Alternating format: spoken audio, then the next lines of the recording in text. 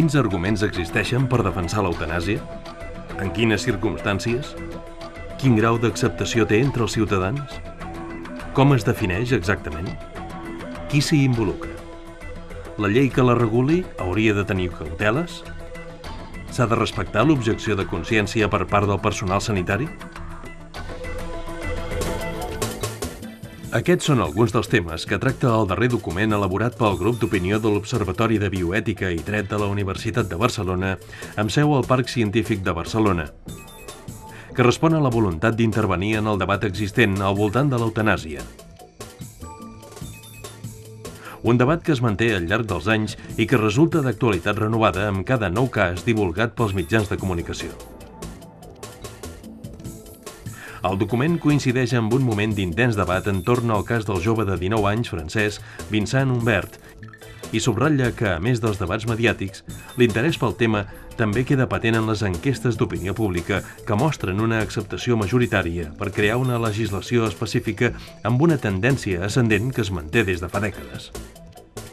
En el nostre document, el primer que fem esment és que al voltant del terme eutanàsia existeix una forta confusió terminològica que cal aclarir.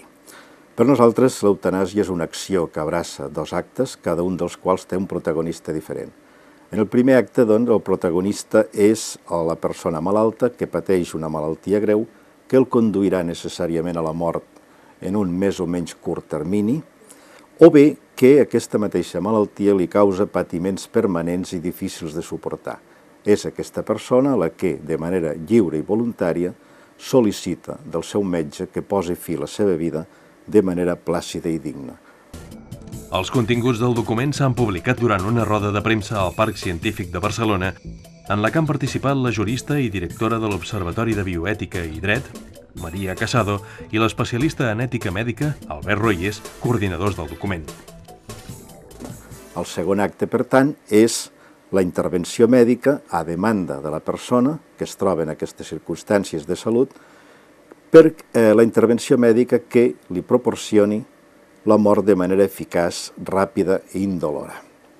Per això, en el nostre document demanem que es faci una llei que reguli els procediments i requisits perquè la disposició de la pròpia vida en determinats supòsits es pugui dur a terme en el nostre país.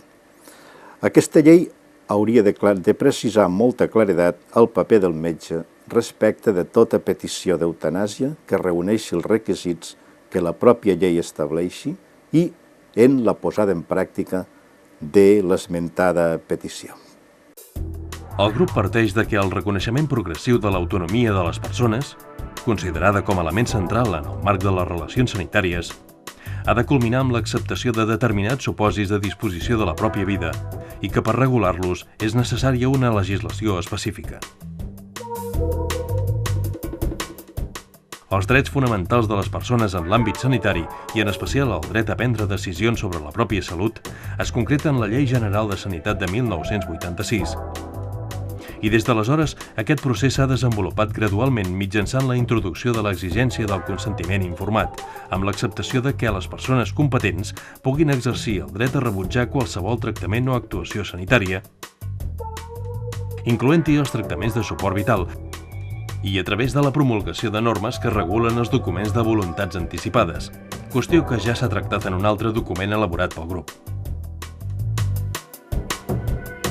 El document subratlla que aquest desenvolupament ha d'admetre, a més, la possibilitat de que el lliure exercici de l'autonomia es pugui concretar mitjançant la disposició de la pròpia vida en determinats supòsits.